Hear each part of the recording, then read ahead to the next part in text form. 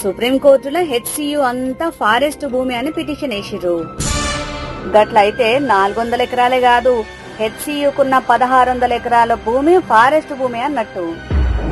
గదే మరి నెమళ్ళు జింకల కోసం వద్దంటుర్రు, గప్పుడు 1600 ఎకరాలు కూడా డెవలప్ చేయొద్దు. గట్లయితే జంతువుల కోసం, పిచ్చి చెట్ల కోసం, పర్యావరణం పేరు చెప్పి తిరిగే పాల్తుగాల కోసం విడిచిపెట్టాలనా ఏంది?